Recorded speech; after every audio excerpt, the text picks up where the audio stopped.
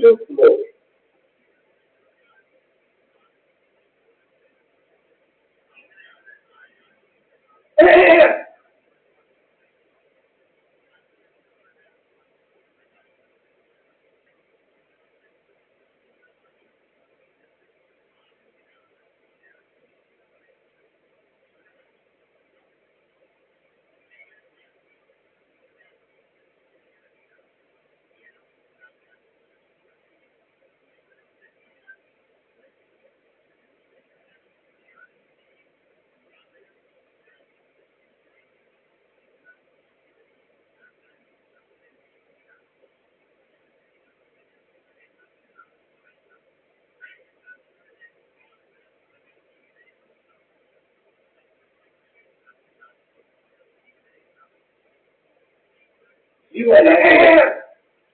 കർക്കടകം ചന്ദ്രന്റെ സുക്ഷേത്രം ഇങ്ങനെ പറയും.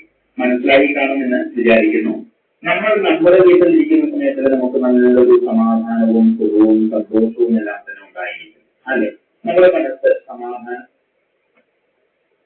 ആയിരിക്കും.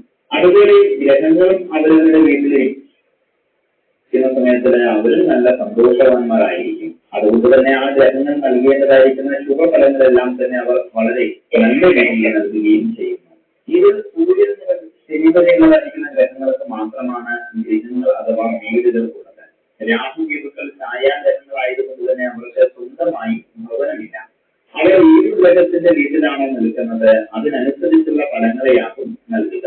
സൂര്യൻ ചന്ദ്രനും മാത്രം ഓരോ വീടും ബാക്കിയുള്ള ഗ്രഹങ്ങളൊക്കെ 2 വീടും കൊടുത്തിരിക്കുന്നതും ശ്രദ്ധിച്ചിരിക്കും, അല്ലെ? സൂര്യനും ചന്ദ്രനും ഓരോ വീടേ ഉള്ളൂ എങ്കിലും ഇരുവരും രാശിചക്രത്തിലെ 12 രാശികൾ 6 അധിപന്മാർ തന്നെയാണ്.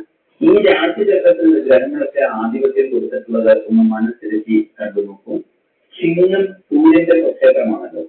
ചിങ്ങം മുതൽ എണ്ണിയാൽ മകരം വരെയുള്ളതായിരിക്കുന്ന 6 രാശികളാണ് സൂര്യന് ആധിപത്യമുള്ള രാശികളാണ്. അതിനാൽ ആ രാശികളെ ശൈലരാശികൾ എന്നാണ് പറയുക. കർക്കിടകം ചന്ദ്രന്റെ സ്വക്ഷേത്രമാണ്. കർക്കിടകം മുതൽ പിന്നിലോട്ട് എണ്ണുന്ന സമയത്ത് കുംഭം വരെയുള്ളതായിരിക്കുന്ന 6 രാശികൾ ചന്ദ്രന് ആധിപത്യമുള്ള രാശികളാണ്.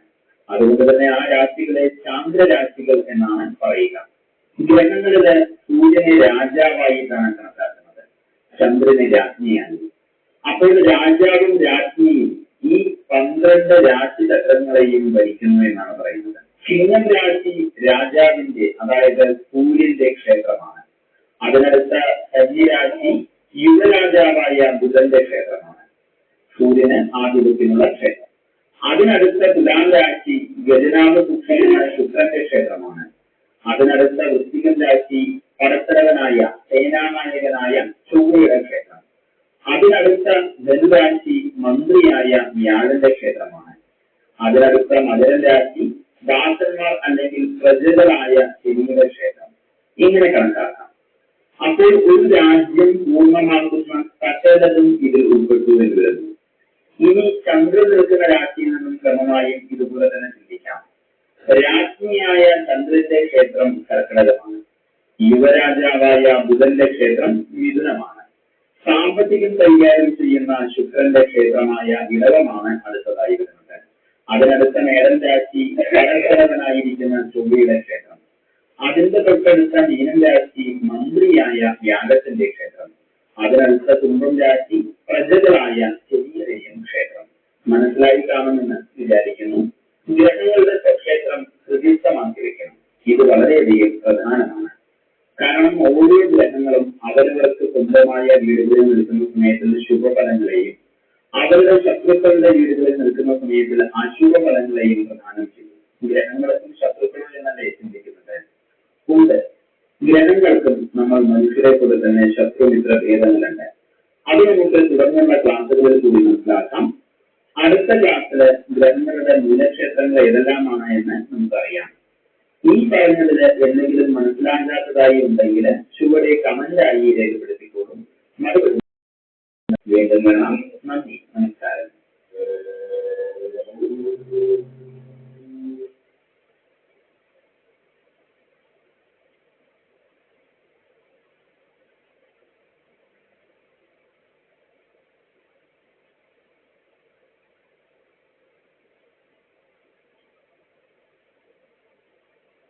നമസ്കാരം.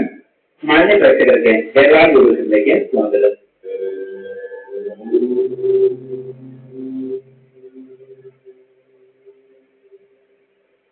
കഴിഞ്ഞ ക്ലാസ്സിൽ രാശിചക്രത്തെ കുറിച്ച് നമ്മൾ മനസ്സിലാക്കി. 360 ഡിഗ്രിയുള്ള രാശിചക്രത്തെ 30 ഡിഗ്രി വീതമായി 12 രാശികളാക്കി തിരിച്ചിട്ടുണ്ട് എന്നും അത് മേടം മുതൽ മീനം വരെ ആണ് എന്ന് നമ്മൾ മനസ്സിലാക്കി കഴിഞ്ഞു. ഇനി ഈ 12 രാശികളുമായിട്ട് 27 നക്ഷത്രങ്ങളെയും യഥാവിധി ഉൾക്കൊള്ളിച്ചിട്ടുണ്ട്. ഒരു രാശിയിലെ 2.25 നക്ഷത്രം, അങ്ങനെ മൊത്തം 27 നക്ഷത്രങ്ങൾ 12 രാശിയിലായിട്ട് ഉൾക്കൊള്ളിച്ചിട്ടുണ്ട്. 360 ഡിഗ്രിയുള്ള രാശിചക്രത്തിൽ 27 നക്ഷത്രങ്ങളെ ഉൾക്കൊള്ളിക്കുന്ന സമയത്തിന് ഒരു നക്ഷത്രത്തിന് 13.20 ഡിഗ്രിയാണ് ഉണ്ടാവുക. 13.20 ഡിഗ്രിയാണ് ഒരു നക്ഷത്രത്തിനുള്ളത് എന്ന് പറഞ്ഞത്. ഒരു രാശിയിലെ 30 ഡിഗ്രി ആണെങ്കിൽ 2.25 നക്ഷത്രം ഒരു രാശിയിൽ എന്ന് പറയുന്ന സമയത്ത് 13.20 ഒരു നക്ഷത്രം, പിന്നെയും 13.20 വേറൊരു നക്ഷത്രം, പിന്നെ ഒരു നക്ഷത്രത്തിന്റെ കാൽഭാഗമായ 3.20 അങ്ങനെ കണക്കാക്കുന്ന സമയത്ത് ഒട്ടാകെ കൂട്ടുമ്പോൾ 30 ഡിഗ്രി എന്ന് കിട്ടുന്നു. ഇങ്ങനെ ഓരോ രാശിയിലും കണക്ക് കൂട്ടണം.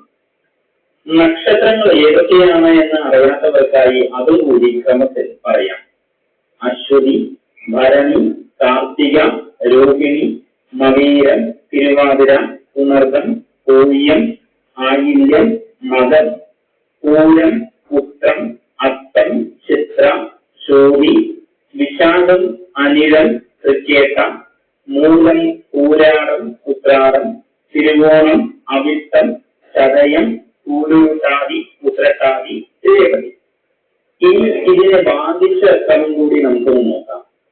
അശ്വതിയും ഭരണിയും കാർത്തികക്കാരും മേടത്തുകാൻ, കാർത്തികമുക്കാരും രോഹിണിയും മകീരത്തരയും ഇടവത്തുകാൻ, മകീരത്തരയും തിരുവാതിരയും പുണർദത്തിൻകാരും മിഥുനത്തുകാൻ, പുണർദത്തിൻകാരും പൂര്യവും ആയില്യവും കർക്കിടകത്തുകാൻ, മകം, പൂരം, ഉത്രത്തിൻകാർ ചിങ്ങക്കൂടൻ, ഉത്രത്തിൻമുക്കാരും അത്തവും, ചിത്ര അരയും കന്നിരാശി, ചിത്ര അരയും ചോതിയും വിശാഖത്തിൻമുക്കാരും തുലാം രാശി, വിശാഖത്തിൻകാരും അനിഴവും തൃക്കേട്ടയും വൃശ്ചികക്കൂടൻ, മൂലം, പൂരാടം, ഉത്രാടത്തിൻകാൽ ധനു, ഉത്രാടത്തിൻമുക്കാരും തിരുവോണവും അവിട്ട നക്ഷത്രത്തിന്റെ അരയും മകരം, അവിട്ടത്തരയും ചതയവും പൂരൂട്ടാതി മുക്കാലും കുംഭം, പൂരൂട്ടാതിക്കാലും ഉത്തരട്ടാതിയും രേവതിയും മീനം.